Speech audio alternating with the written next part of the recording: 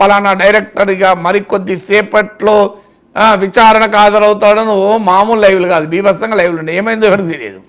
So ఎందుకంటే so అప్పటిదాకా నడుస్తుంది, తర్వాత ఎవరు పట్టించుకోడు దాన్ని. అందువల్ల ఈ కాస్టింగ్ కౌచ్ కూడా తర్వాత ఎవరు పట్టించుకోలేదు.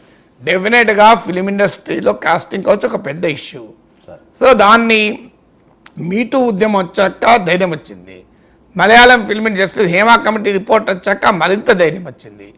సో ఇటీవల జరుగుతున్న పరిణామాల నేపథ్యంలో విక్టిమ్స్, బాధితులు ముందుకొచ్చి తమ బాధను వ్యక్తం చేస్తున్నారు. ఇప్పుడు సినిమా ఇండస్ట్రీలో ఇంటర్నల్ కంప్లైంట్స్ కమిటీ ఉండాలి. వాస్తవంగా cinema industry internal complaints committee కాదు, ఇండిపెండెంట్ కంప్లైంట్స్ కమిటీ ఉండాలి. మరి టాలీవుడ్లో ఆ ఇండిపెండెంట్ కంప్లైంట్ కమిటీ ఉందా అంటే, ఉదాహరణకు జూనియర్ ఆర్టిస్టు తన పైన లైంగికంగా వేధిస్తే ఎవరికి పై చెప్పుకోవాలి? ఎందుకంటే ఫిలిం మనందరికీ తెలుసు, మలయాళం ఫిలిం ఇండస్ట్రీ పైన ఏ విమర్శ వచ్చిందో ఒక 5గురో 6గురో పెద్ద మనుషులు మొత్తం ఇండస్ట్రీని శాసిస్తూ ఉంటారు. ఒక వెస్టర్న్ ఇంట్రెస్ట్లు ఉంటాయి, ఒక రకంగా ఆ వెస్టర్న్ ఇంట్రెస్ట్లే శాసిస్తూ ఉంటాయి. ఎవరు మాట్లాడలేరు, తెలిసిన నోరు విప్పరు. అలాంటి పరిస్థితుల్లో వ్యవస్థను పారదర్శకం చేయాలి, ప్రభుత్వాలు రియాక్ట్ కావాలి. ఇదొక ఇన్సిడెంట్, బయటకు వచ్చిన ఇన్సిడెంట్, ఇది ఎంత నిజమో న్యాయ వ్యవస్థ నిర్ణయిస్తుంది.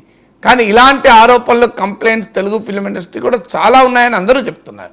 అందువల్ల సమంతను అప్రిషియేట్ చేయాలి, ఆమె ఫస్ట్ రియాక్ట్ అయ్యారు. సో ఈ క్యాష్ రిపోర్ట్ను బయట పెట్టాలి, బయటపెట్టి దానిపైన చర్యలు తీసుకోవాలి ప్రభుత్వం, ఫిలిం ఇండస్ట్రీ అని. సార్ ఇందులో ఈ అంశంతో మనం చూస్తే గతంలో వైఎస్ఆర్సీపీ ప్రభుత్వంలో జరిగిన అంశాలు మీరు చెప్పినట్లుగా మొన్న ఎవరో ఒక ఎమ్మెల్యే అయితే ఇమీడియట్గా ఆయన్ని పక్కన పెట్టారు తెలుగుదేశం పార్టీ. ఈరోజు జరిగిన కొన్ని గంటల్లోనే పవన్ కళ్యాణ్ గారు నిర్ణయం తీసుకున్నాడు, అసలు పార్టీకి సంబంధం లేకుండా కార్యక్రమాలు మీరు పాల్గొకండి అని చెప్పి వాళ్ళు అఫీషియల్గా లెటర్ ఇచ్చారు. వైఎస్ఆర్సీపీ ప్రభుత్వంలో గోరట్ల మాధవ్ అవనియండి, లేకపోతే అనంతబాబులు అవనియండి, ఇలాంటి వాళ్ళు చేసిన కొన్ని చేష్టలు, కొన్ని ఫోన్లు అవనియండి, లేకపోతే ఎవరో మహిళతోటి వాళ్ళ వ్యాఖ్యలను ఎవరి మీద చర్యలు తీసుకోకపోవడం, ఇప్పుడు ఈ పార్టీలు చేస్తున్న అంశాలని జగన్మోహన్ రెడ్డి గారు కానీ వైసీపీ కానీ గుణపాఠంగా నేర్చుకోవాల్సిన అవసరం ఉందా? తప్పనిసరిగా. అయితే వైసీపీ వాదన ఏంటంటే ఇది తెలుగుదేశం పార్టీ కుట్రలో భాగంగా జరిగిందన్న స్టాండ్ వాళ్ళు తీసుకున్నారు. ఆ ప్రత్యర్థి పార్టీలు కంప్లైంట్ చేస్తే అంశం ఒకటి, ఇప్పుడు జానీ మాస్టర్ పైన కంప్లైంట్ చేసిన వాళ్ళు జనసేన వ్యతిరేకం కాదు కదా.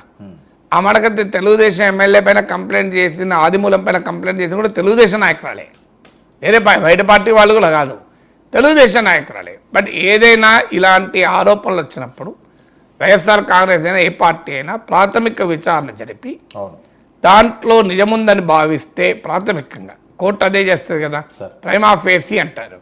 సో వారిపైన మీరు చర్య తీసుకొని పక్కకు పెట్టండి. జనసేన కూడా జానీ మాస్టర్ పార్టీ నుంచి ఎక్స్పెల్ చేయలే, నాకు తెలిసినంత వరకు ఆదిమూలం కూడా తెలుగుదేశం ఎక్స్పెల్ చేయలే, సస్పెండ్ చేశారు.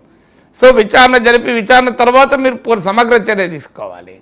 ఏదో ఒక సింబాలిక్ చర్యను తీసుకోకపోతే ఒక రాంగ్ మెసేజ్ అయితే వెళ్తుంది. ప్రతిదాన్ని మా రాజకీయ ప్రత్యర్థుల కుట్ర అని కొట్టిపారేస్తే మీరు ఇలాంటి ఇన్సిడెంట్స్ వల్ల పార్టీకి నష్టం జరుగుతుంది. నిజంగానే రాజకీయ కుట్రగా జరిగిందని మీరు భావిస్తే ప్రైమా ఫేసీగా ఆ విషయంలో మీ స్టాండ్ వేరే ఉండవచ్చు, నేను కాదన్నాను. కానీ విక్టిమ్స్ రాజకీయాలకు అతీతంగా కంప్లైంట్ చేశారనుకోండి, లేదు కొన్ని రకాల ఎవిడెన్స్, ఇర్రిఫ్యూటబుల్ ఎవిడెన్స్, అంటే మనం కొట్టిపారేయలేని ఎవిడెన్స్, ఇప్పుడు వీడియోలు కూడా మార్ఫింగ్ జరుగుతున్నాయి. బట్ ఇవాళ మీరు ఫారెన్సిక్ ఉంది, పార్టీని ప్రోయాక్టివ్గా వీడియోలను ఒక ఫారెన్సిక్ ఇన్స్టిట్యూషన్కి ఇచ్చి మీరు మాకు దీన్ని రియాలిటీ చెప్పండి, దీని వెరాసిటీ ఏంటి, నిజమా అబద్ధమా తేల్చండి అని చెప్పొచ్చు కదా.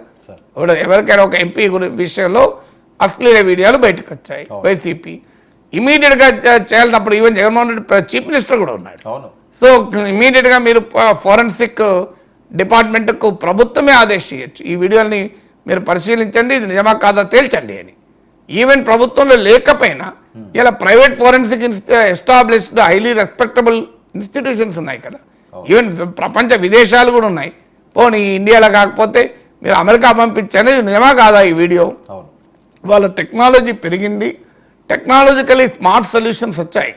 మీరు ప్రజలకు అర్థం కాకపోవచ్చు, సామాన్యులకు అర్థం కాకపోవచ్చు మార్ఫింగ్ కాదు నిజమా వీడియోనా, ప్రత్యర్థులకు కావాలని మార్ఫింగ్ చేశారని. కానీ ఫోరెన్సిక్ టెక్నాలజీ ఐడెంటిఫై చేయగలుగుతుంది. తర్వాత పార్టీకి అంతర్గతంగా కూడా యంత్రాంగం ఉంటుంది. ఇప్పుడు ఒక వ్యక్తి ఒక తప్పుడు పని చేస్తే ఎవరికి తెలియకుండా చేయడు కదా, నీకు నాకు తెలియకపోవచ్చు, కానీ ఆ చుట్టూ ఉన్నటువంటి ఆ పార్టీ ఇకో సిస్టంలో తెలియకుండా ఉండదు. ఏం లేదు సార్, ఒక ఎమ్మెల్సీ డోర్ డెలివరీయే చేశాడు కదా మనిషిని చంపేసి. అదే, అందువల్ల పార్టీ అంటేనే అది కదా, అవును. మనకి ఇక్కడ ఉంటే అర్థం కాదు. కానీ పార్టీలో ఏ నాయకుడైనా ఏ తప్పు చేసినా సార్ అది ఆ చుట్టూ ఉన్న వాళ్ళకి తెలుస్తుంది, అవును తెలియకుండా ఉండదు. అందువల్ల నాయకుడు ఎప్పటిదాకా దృష్టికి రాకపోవచ్చు నాయకుడికి. ఎప్పుడైతే ఇలాంటి ఇన్సిడెంట్స్ వచ్చాయో ఆ నాయకునికి చుట్టూ ఉన్న వాళ్ళు పిలిపించి ఏంటి ఇతని ప్రవర్తన ఏంటి, గతంలో ఇలాంటి ఆరోపణలు ఏమైనా ఉన్నాయా, అవును. ఈ వ్యవహారాలు వచ్చాయి, మరి చేసి ఉంటాడా, నిజంగానే చేసి ఉంటాడా, మీ అంచనా ఏంటి అని ఒక ఎలాగైతే కోర్టు ఒక అండర్స్టాండింగ్ వస్తుందో, ప్రాథమిక సాక్ష్యాధారాలు ఉన్నాయి అంటారు కదా, అవును లేకపోతే కేసే కొట్టేస్తారు కదా. Sir prima facie evidence may not be permanent final judgement, కానీ ప్రైమా ఫేసీగా విచారణ జరపాలి కదా. పార్టీలో ఆ రకమైన వ్యవస్థ కూడా ఏర్పాటు చేసుకోవాలి. పార్టీలో ఎథిక్స్ కమిటీ పెట్టుకోవాలి. ఇప్పుడు మీరు అసెంబ్లీలో ఎథిక్స్ కమిటీ ఉంటుంది, అవును ఎమ్మెల్యేలకు ఎథిక్స్ కమిటీ ఉంటుంది. అది ఎంత యాక్టివ్గా ఉన్నదో తర్వాత నేను కూడా ఎథిక్స్ కమిటీ మెంబర్గా పనిచేశాను. అవును లెజిస్లేటివ్ ఎథిక్స్